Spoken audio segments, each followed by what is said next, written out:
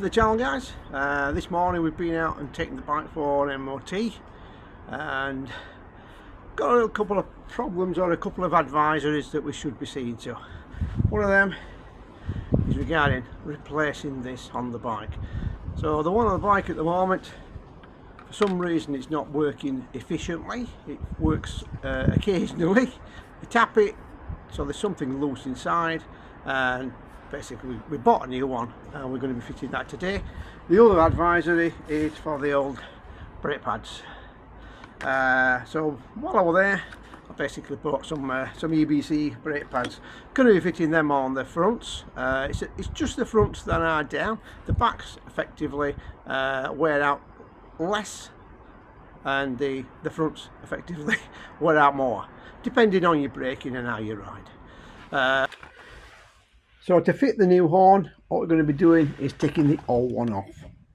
I'm not sure if that's just a standard one or a replacement one, but it doesn't work efficiently. There's not a lot of room to get in here, but I do believe I've got enough room to get that off. And all I'm going to do is replace this bit here and then reconnect the wires. There's only two wires to come off. As you can see, they come off quite easily. So we've got them two off. We'll just now take this bracket off and then refit the horn. So it shouldn't be taking me too long. So first thing we need to find out is what size it is. And with a look at that, it looked like it's a 13mm. Nope, it's not. Wrong again. So we'll go down in size and we'll try a 12. And that's the one. So the 12mm is the one that possibly Triumph supplied on here to hold the original horn on. So the only thing I think of is possibly they've replaced the horn on the bike before for this one. Either the horn went faulty or they didn't like the tone. But the tone on this one doesn't work correctly, and my MOT guy has told me it might be an idea to replace it. So we've now got that off, got his wires, we've got his bracket. The only thing I think we're going to be using is the nut that came with it. So we'll just take off the bits there.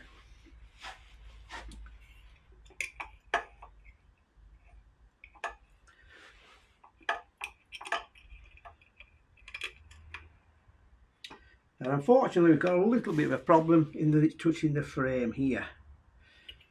I mean, it's already quite close to the actual exhaust, so I think we may have to bend the bracket.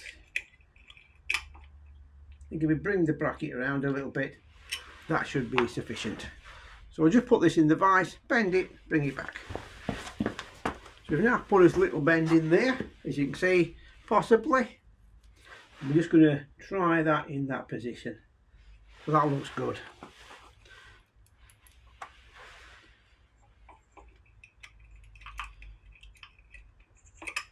So that will now go into there. But the other thing I've come across now is that these two connectors are at the wrong side. So that won't adjust at the moment. That's a 10mm. So all I'm going to do is I'm going to undo that one.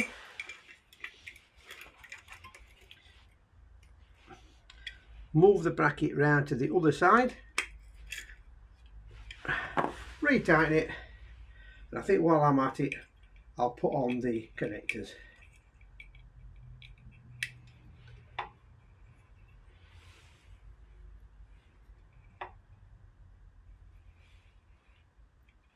So again, slight problem in that the wiring is where the connector should be.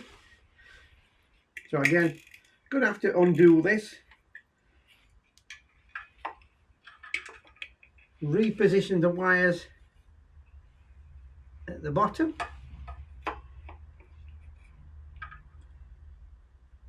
So they're now out of the way. We'll retighten that back up. There we go. And I think what we're going to be doing is just simply putting this on and tightening it up.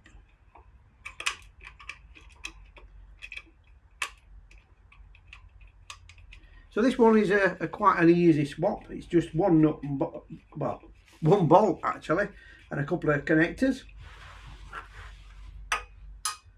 12mm again.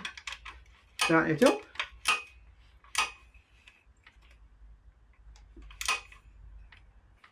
There we go. Still not right into place. There we go. So we've now got that in position where I would like it to be. What we'll do is just give it a try.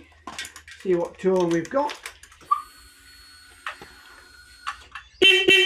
So that's quite loud. So that's first part of the job done.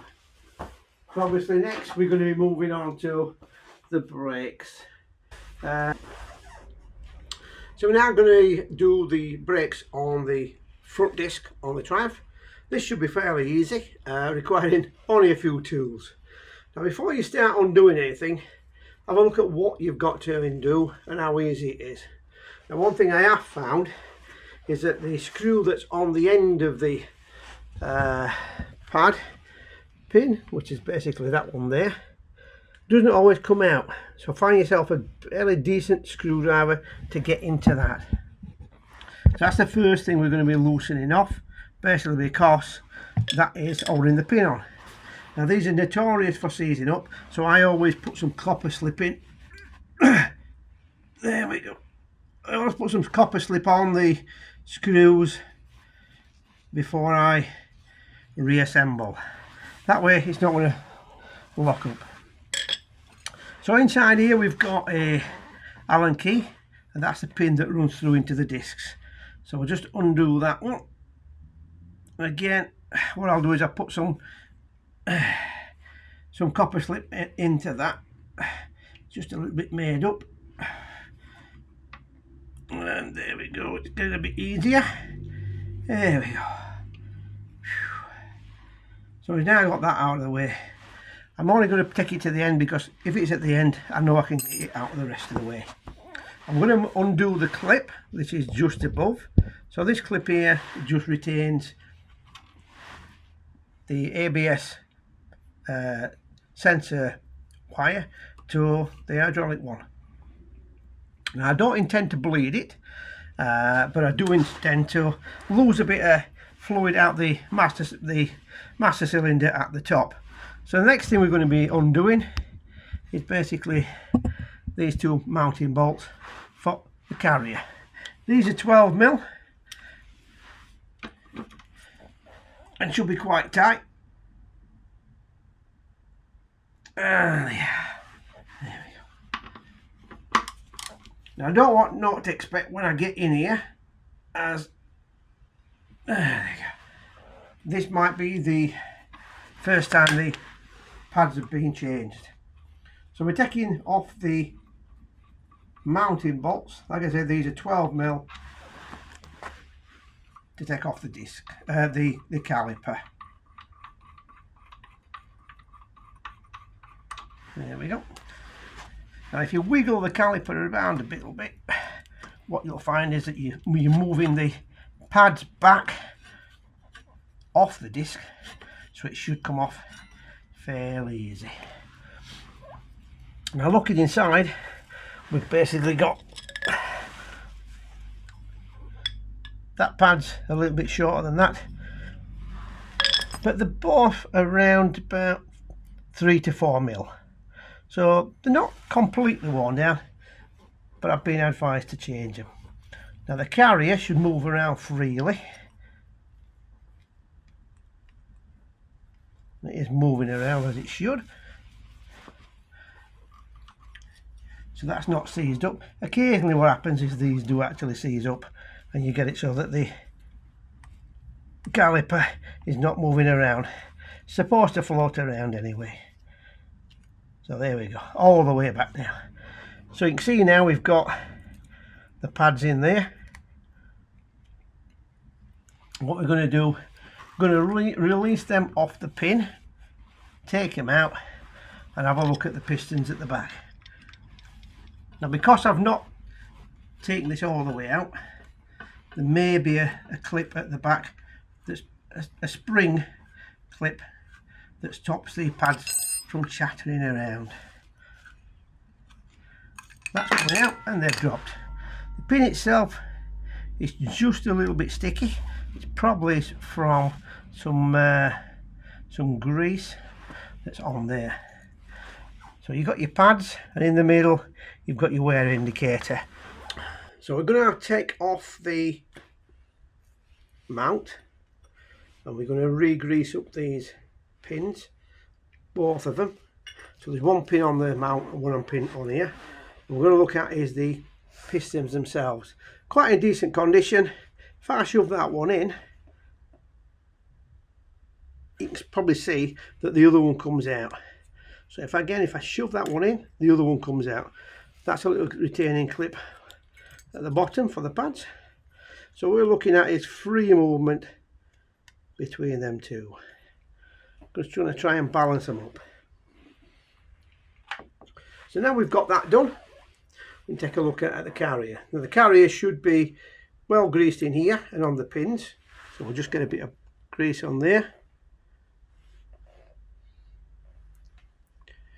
There we go. So we've got a bit of grease on that. We should then be able to put that back in there.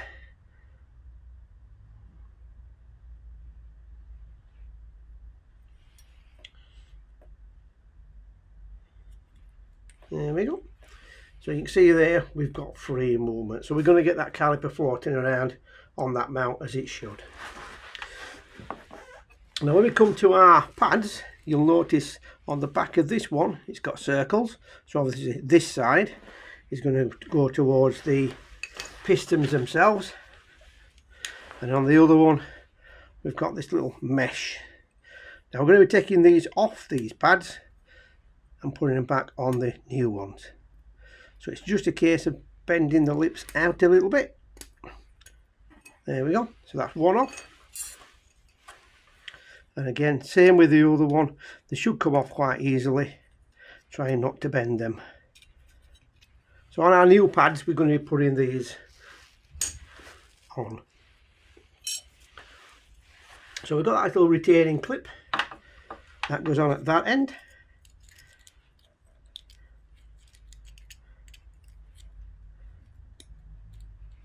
So hopefully this time it will stay in place. Looks to be staying in place at the moment.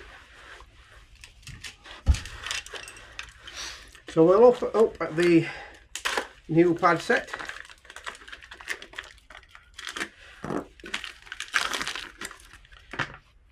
One thing you'll notice is there's a pin at one end and look like what I will call a shoe area at the other end. So that's how the pads will go on the bike. So this one, if I use this at this side, we've got a pin at that end and a clip at that end. So if I'm going to put that in there, I need to ensure that when it goes in, there's a little clip at the other end. I don't know if you can see that or not, but there's a little retaining clip. That's it. There we go. It's come out again. So that needs to go back into position down there. So that's usually on the retainer.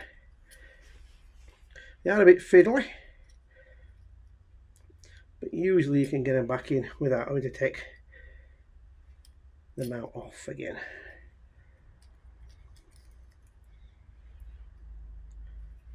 Oh, nope. I'm going to have to take the mount off to put it back in there.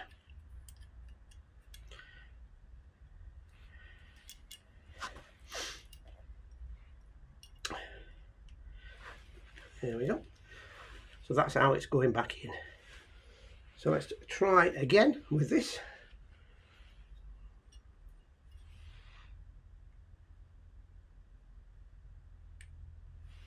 So we've got that in that position.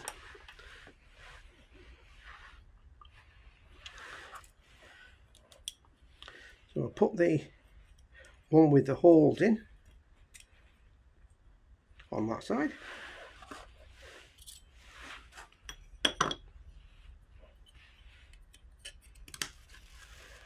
And they're the ones with the circle on at that side. So what I've done is I've done them that way. So the pads will fit in here. That will go into the top section. That will go into the bottom section with the pin. Get the carrier across.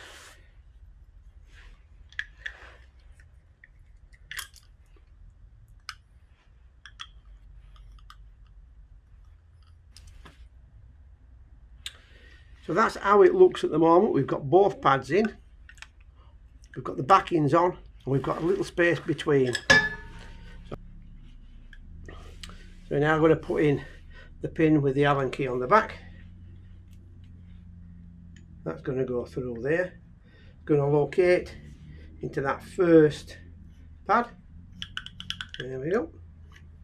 And then it's going to locate into that second pad.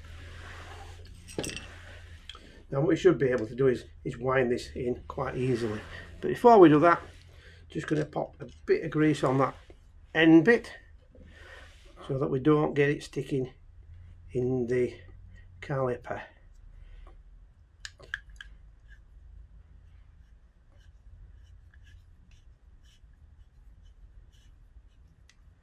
So we're now getting that into there. So at this point it doesn't need to be too tight, because all you're doing is retaining the pads in place. So now we've got our pads apart, we should be able to put that back onto the disc. Again, it's a little bit fiddly, but it's doable. So we've now got that back into position there. So we've got us two 13 mils, 12 mils, sorry. So we've got us two 12 mils there. We'll put them back in. Just going to locate them in there.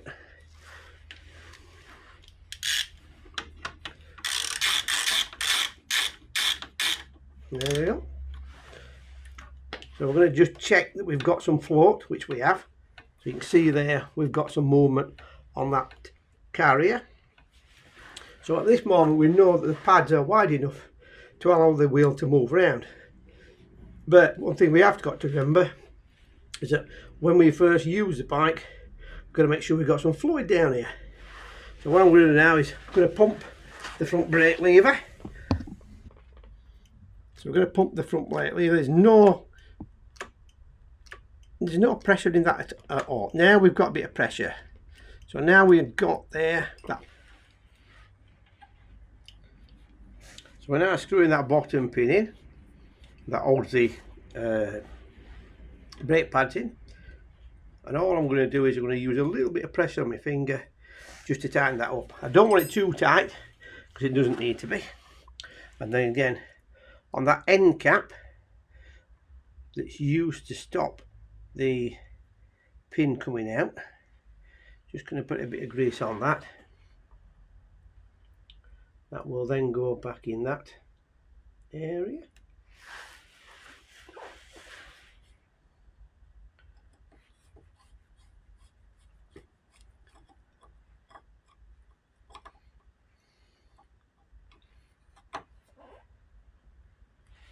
And that's the pin back in. Now I'm not going too far with that pin or the cap because I don't want them to seize up, but I've never had one vibrate out.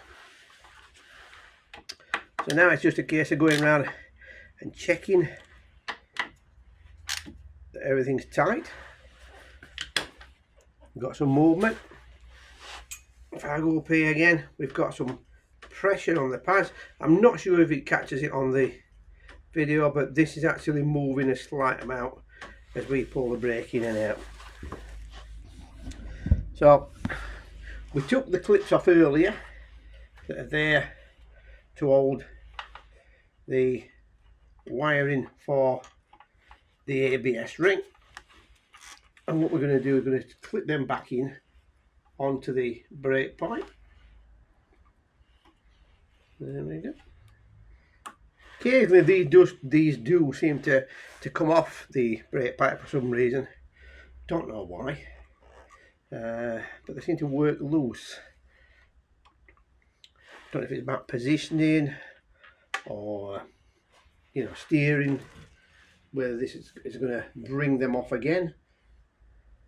I mean, if it was a problem, I think what I would do is put some tyre wraps on. So we've now got the caliper done, got the brakes done. We haven't had to bleed the system because obviously we've just pushed the pads back. And while I've been down here, I've been checking it for the edge of the disc to find out if there's any wear on here. Now the bike's not done a lot of mileage, so I didn't expect it. But usually what you find is that right on the edge, at both sides, where the pad is rubbing, you usually find a little ridge starts to appear, top and bottom, on both sides. Now if it is on both sides, you know your brakes is working correctly. But if you get it wearing on one side and not on the other, then obviously you've got a bit of wear that's taking place on one side or the other. So we've now done the front brakes and the horn on the bike. So we should have no further problems with them two items for a while. The bike's covered 25,000 miles, so out of one pair of pads on the front, that's not too bad. It looks as though the backs are being changed at some point because they're not worn hardly at all. But I've checked that they are actually working, and they are. So nothing's stuck, everything's free. So if you like what you see, guys, if you want to give us that thumbs up, lets us know we're doing a good job. If you want to be a subscriber, then obviously you're welcome to subscribe. Remember, it doesn't cost anything, it is free, but it helps us grow the channel. So that's about it for today, guys, and we'll see you next time. Bye for now.